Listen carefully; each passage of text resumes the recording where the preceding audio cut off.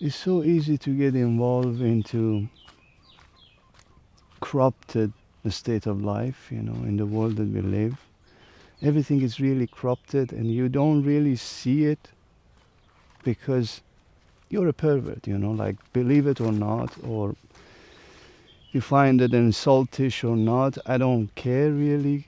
We are all perverts. We are all somehow changed this truth to something very abnormal and unusual. The way we live is absolutely disgusting in a way. So that's simply perversion. And the funny part is, as soon as you turn this perversion into its original form, as soon as you turn this perversion into something that it already is, that truth that I'm talking about, then all of a sudden you open a way to something bigger than yourself. It's like all of a sudden you realize that enlightenment is that, you know, the Zen way of looking at things. Like it's still perhaps the very famous anecdote, before enlightenment chopped wood carry water, and after enlightenment chopped wood carry water. The whole thing is, as long as you don't create this perversion in your life, your energy level stays in the state of truth and bliss. It stays in the form of connection with the whole environment. It stays in the form of connection with the nature. It stays in the form of connection with something original, with something not so different than your infinite possibility, because we are all this infinite being. I did not know this, I did really not know this, that I have all these infinite possibilities to really connect with something deeper and beyond, and perhaps even really realize that I can do so many things that it just feels very magical sometimes, right? But then instead, you don't know that you're this infinite being. You're just having a human meltdown, It's like you simply are perverted. It's just like everything about us is perverted. Everything, literally, starting from the childhood into adulthood, everything is corrupted. Everything that comes across your life is just simply not its original form, And we give in. We give in to the possibility of perhaps first this sexual behavior, that we go on, explore it in a different way and create some sort of situation that perhaps porn and objectifying woman becomes part of it. Therefore, you get involved into that perversion in life, and it's really hard to come back to the original form, because I personally experienced that. It's like you always want that new perverted possibility, because the new corruption always open up a new way of taking this dopamine into your body, right? But in fact, if you really go on this, let's say, retreat, something that happens to monks a lot is that at first they go through this really hardship, right? Because they have to turn this perversion into its original form. And it's easier when you don't have your perverted environment. That's the whole point of retreat. That's the whole point of like monks escaping to Himalayas or places that they cannot have this perverted society. Therefore, it's much easier to detach. Like when you have your phone around, it's really hard not to simply use it. But when you don't have your phone around, you can't do much about it, right? It's exactly like, I don't know, quitting a smoking cigarette. When you want to quit a smoking cigarette, you don't carry a pack of cigarette in your pocket, right? Because that would make it impossible to quit smoking. Therefore, you perhaps throw away the leftover cigarettes or break it. Somehow make sure that the possibility of perversion is not there. Therefore, this retreat, this monkhood, it's the same thing. People go in this whole retreat to be able to stay in an environment that it creates an original form, right? And then by and by, this is an effect that happens to pretty much any monk. They go through this hardship, and then by and by they realize that they don't need something to feel happy about, because the happiness is already there, because the happiness somehow came back to its original form. Then the misery and suffering is not really so much, because as soon as you get involved with the perversion in life, the suffering also enters, right? Because you simply know that you're doing something that is not the truth. You simply know that you're doing something that it's just part of the problem. It's like you're dealing with something that perhaps is very hard for you to deal with, but the very idea of indulging yourself into that thing, it brings joy to you at the same time. Therefore, you indulge yourself in your perversion, and you get your dopamine, you receive your joy, but soon after, the suffering increases, because you realize that you're hooked. You realize that, damn, you don't want to do this, but doing it in particular keeps you going.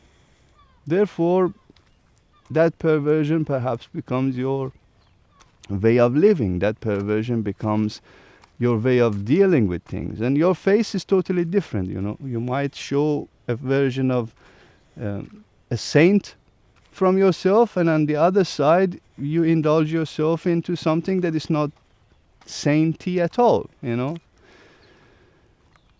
that even bring more misery to your life, because not only now you cannot control your perversion, now you also have to show a totally different face to the world, because no one wants to hang out with a perverted person. It's like, as soon as you say, yeah, I'm this guy and I can't do anything about it, people will just simply disgust, them away from you.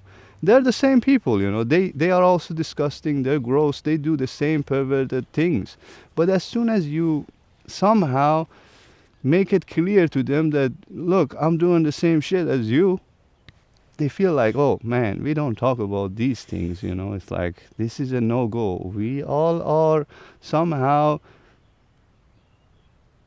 fucked up, but you can't talk about it, because as soon as you talk about it, then you confront me, and if you confront me, this is not nice. I'm aware of my own perversion, therefore why do you tell me? Perhaps this is the case here in this video.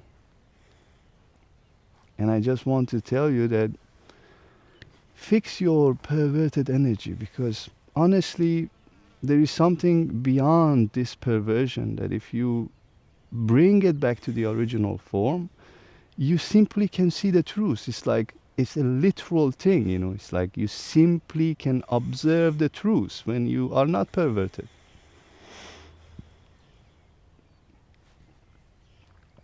I could be talking about this whole thing more, but I'm having trouble making videos and stuff, and perhaps this popped up. I just wanted to share, and I don't think I want to talk more. Honestly, I don't feel like it. Perhaps I just wanted to create this turmoil in you and make you realize that if you fix that part, that perversion in life, honestly, you really come to this realization that you are an infinite being just going through this human meltdown, and it's not really hard to come out of it, but it's just hard to see it. And as soon as you see it, then you can come out of it. So create this environment to see it, create this environment to come out of it. You could be in any age, right now, but for me personally, this happened when I was like late 20. I could see how damaged I am. I could see how perverted I am, and I could not keep up with that bullshit anymore. I had to really get over that perversion. I had to get over the corruption, you know. It's like the lies that I keep telling myself, the lies that you keep telling others, and all of these things. Because at the end, the truth is just there, you know. Like, what can you do about it? Nothing. So why not realize it? Why not just like look at the truth and say, yo, I see you, this is a fucked up world, this is a fucked up situation. Show me a way out. And I promise you there is plenty of way out. I promise you that. Like as soon as you create this channel with something original, as soon as you create this channel with something bigger than yourself, then you feel safe, you know, you feel like, oh shit, I was not totally aware of all of these possibilities, you know, because the world is perverted. Everything is perverted. Nothing has its original form. Now I just want to talk more, you know. First is sexual behavior, then you move on if you can, if you're lucky enough to come out of the sex. Not so many people are honestly lucky enough. 99% of humanity stays on the sex, you know, like they become 90 years old. They take perhaps Viagra to keep going, you know. That's just how perversion works, you know. It's 70, 18, 9 years old, just wants the most youngest and innocent, perhaps, person, because that's just the highest perversion, you know. It's just like it's available and you want to go for it. But honestly, there is no truth in it, you know. The substance there is just so, in a way, worldly. And somehow, if you don't come out of sex, I think you don't have much chance, you know, in life to see the truth. And don't get me wrong, I'm also part of this whole perversion, you know. I'm not telling you that I am the saint. I'm dealing with the whole thing. But perhaps less sex, you know. I try to deal with my sex perversion and just move on to the next level, which I would say the next level of perversion is, in a way, perverting the way you look at life and perverting death, for example. Like we live in a society that we don't want to talk about death. No one wants to see a dead person. No one really wants to deal with death, you know. It's like as soon as you bring this talk to people's life, they're like, come on, man, you know, don't talk about mortality. We all know we're gonna die one day, so let's just live the day and let's seize the day and have fun as much as possible. Take this joy and dopamine and forget about the suffering and misery of dying, right? Then we put perhaps cemeteries out of the cities. We don't want to deal with anything dead, you know. We just want to always deal with things that feel alive, because that sells, right? First thing that sells is sex in the world. After that, the livelihood of life, you know, the thing that shows that, yeah, just have fun, because you only have this life and nothing else, so go for it and have fun as much as possible. But that's not true, you know. When you deal with this part of your life, honestly, things really becomes different and change, you know, in your life. You realize this is not the only life you're gonna live. Like literally, you realize that this is not the only life you're gonna live, and there are many more possibilities to this particular existence. But you gotta see it, you know. You gotta come to this original form. You gotta come to this, you know, truth, not the corruption. The world is corrupted, and you can just indulge yourself in corruption as much as you want. I don't care, you don't care, no one cares. You know, it's like literal. No one cares. You can do that. But eventually you gotta deal with your perversion, you know, like this life, next life, in another form, or however it is.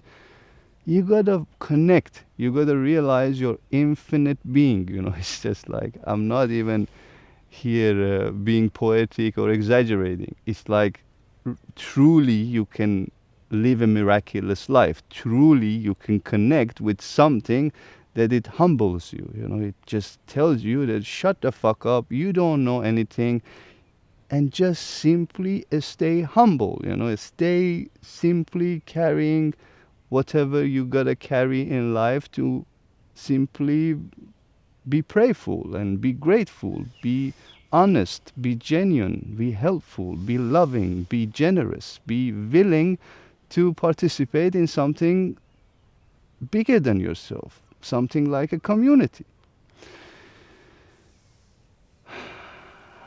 And don't create so much condition, you know, so much condition. There is no need for condition in life. I don't understand people.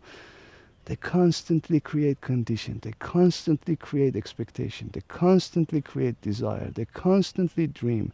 They constantly want something better. They constantly want to improve. They constantly want to grow. Holy shit, man. What is there? You know, what is there to improve? I don't understand. I'm bullshitting you. I definitely understand. I've been there. I've done that. But no more. I'm trying my best here to stay at my original form, and that's what I got to share. Take it or leave it. Sometimes I'm mean, sometimes I breathe a little bit more and I'm more centered and not mean. But here I am, I guess, just simply mean. You take care of yourself. Much love.